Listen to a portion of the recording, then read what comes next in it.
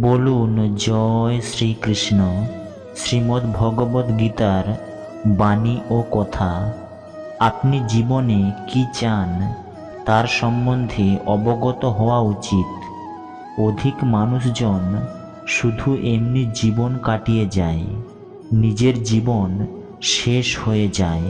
অন্য লোক যেভাবে জীবন কাটাচ্ছে সেভাবেই কাটিয়ে যায়। পড়াশোনা করা, পয়সা রোজগার করা, ঘরবাড়ি বানানো আর একদিন মৃত্যুবরণ করা। কিন্তু এটাই কি জীবনের অর্থ? জীবন এদের সব কিছুর থেকে বড়, আর প্রতিটি মানুষের লক্ষ্য আলাদা।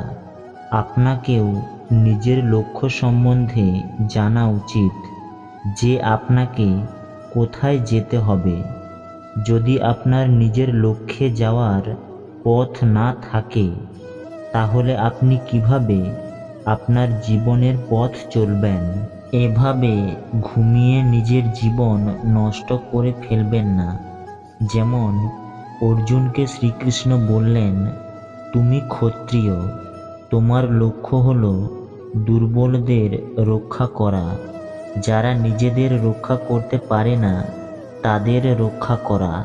এমনই সমস্ত লোকদের নিজের লক্ষ্য সম্বন্ধে জানা উচিত যে তাকে জীবনে কোথায় পৌঁছতে হবে, আর তার জন্য তাকে কোন পথে হাঁটতে হবে।